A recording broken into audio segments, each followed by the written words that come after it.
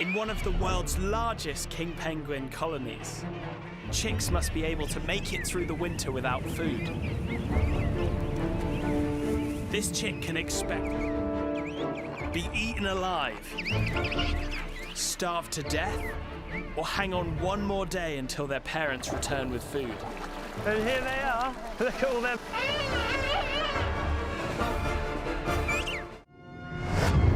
How is it possible that life the whaling stations were abandoned? This is an awe-inspiring story of how, if given the chance, nature can bounce back on a scale you're not going to believe. This is Resurrection Island.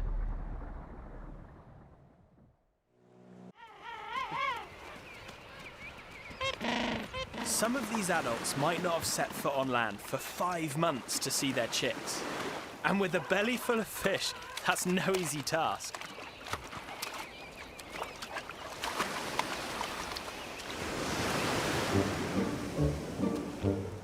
The worst part is over. Just a nice stroll to find the kids. Great. A blubbery roadblock of elephant seals.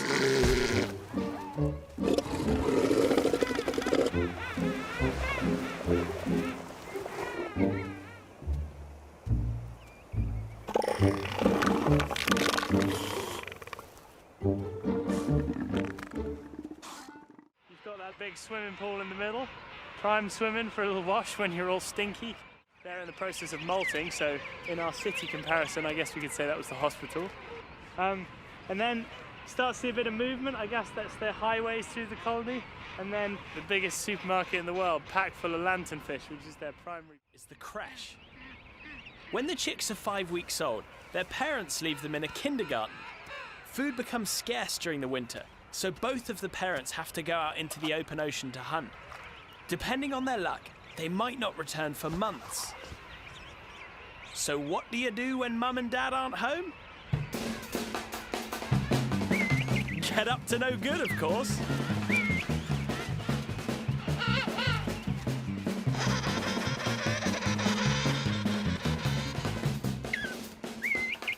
Amazing fluffy coats. I think with good reason.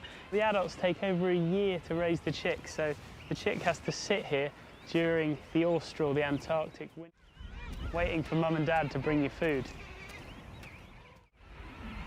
The parents' absence and the brutal weather conditions make the chicks vulnerable. And that's what the giant petrels are here for.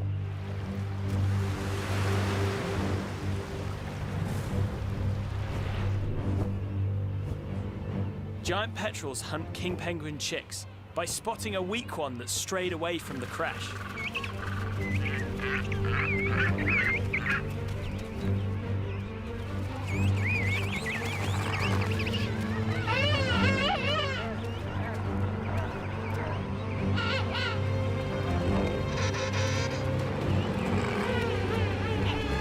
Luckily this time, they have strength in numbers, and the giant petrel can't single one out.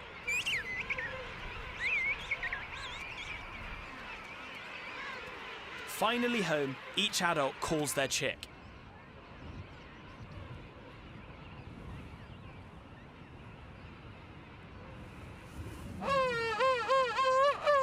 And scientists actually found that towards the end of the foraging trips, the bellies of the penguins, which is their normal body temperature, and so they think it's almost like a cool box in their belly to keep the fish fresh, but now to regurgitate it to the chick.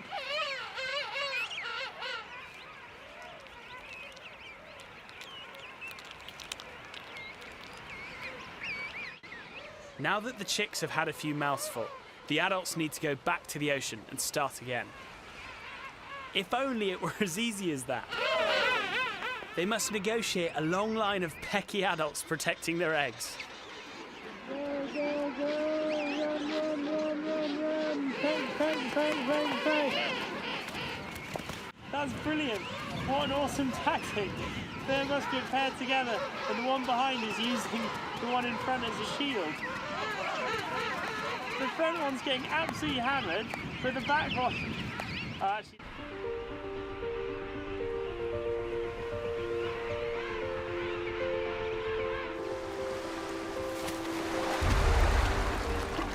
And there they go.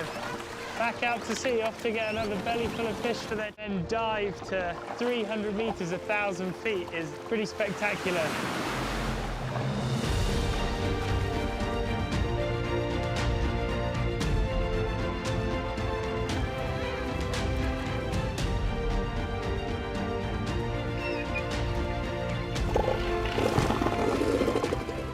This place. In 1925, just 1,100 king penguins were counted here. And now, there are over 400,000. And you protect a place. And if this isn't justification for looking after wild places, then I do not know what is.